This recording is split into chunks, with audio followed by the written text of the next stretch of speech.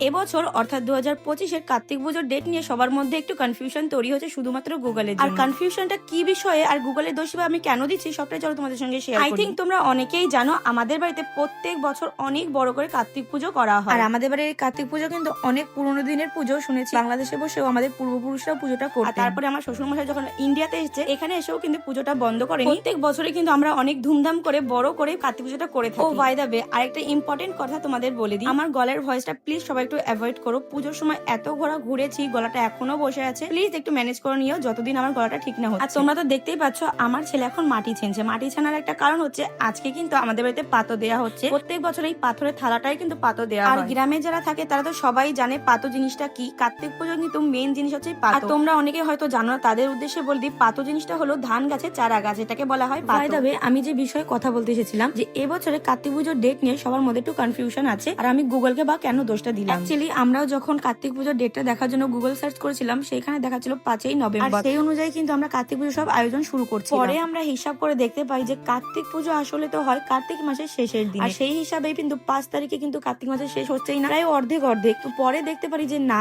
কার্তিক পুজোর আসলেই ডেট হচ্ছে 17ই নভেম্বর। পঞ্জিকাতে দেখতে পারি সেটা। সত্যি কথা বলতে আমরা খুব একটা আতঙ্কের ভেতরে ছিলাম, কারণ দুর্গা পুজো, তার পরপরই গেল কালী পুজো, লক্ষ্মী পুজো, তার পরপরই এত তাড়াতাড়ি কার্তিক পুজো। আমরা এত বড় পুজোটা কি করে অ্যারেঞ্জ করবো আমরা বুঝতেই পারছিলাম। কিন্তু আমরা যখন পরে ঠিকঠাক ডেটটা জানতে পারি তখন একটু সবাই নিশ্চিন্ত হই যে না, আমাদের হাতে আরো বেশ কিছু সময় আছে। বাই দ্য ওয়ে, তোমরা তো সবাই বুঝতেই পেরে গেলে যে আমাদের বাড়িতেও এবছরও কিন্তু কার্তিক পুজো হচ্ছে। আর ডেটটাও সবাই শুনে নিলে 17ই নভেম্বর। আমার সকল ফ্রেন্ডসদের কিন্তু নেমন্তন্ন থাকে, সবাই কিন্তু অবশ্যই এসো। আগে একটা ভিডিওতে আমি বলেছিলাম যে জামা কাপড় কাছাকাছি করতে হচ্ছে পুজোর সামনে, তাই সেখানে অনেকে দেখেছি কমেন্ট করেছে যে দিদি ভাই কেন তোমরা এখনো নেমন্তন্ন করোনি। অবশ্যই যে নেমন্তন্ন সবাইকে করে দিলাম, সবাই কিন্তু এসো। আমাদের বাড়িতে এত সুন্দর বড় করে আয়োজন করা হয় কার্তিক পুজো, সবার সঙ্গে অবশ্যই সব ভিডিও শেয়ার করবো। নিজেদের বাড়ির পুজো বলে কথা, বাড়ির বউদের কিন্তু অনেক দায়িত্ব থাকে, তার মধ্যে জানি না সময় করতে পারবো কিনা, কিন্তু খুব চেষ্টা করবো তোমাদের সঙ্গে আমাদের বাড়ির পুজোটা শেয়ার করে নিয়ে। আই থিঙ্ক সচরাচর তোমরা কখনোই কোথাও হয়তো দেখোনি যে এরকম ভাবেও বাড়ির কার্তিক পুজো এত বড় করে। সত্যি কথা বলতে সারাটা বছর খুব অপেক্ষায় থাকি যে কবে কার্তিক মাসটা পড়বে আর আমাদের বাড়ির কার্তিক পুজোটা খুব তাড়াতাড়ি চলে আসবে। এই পুজো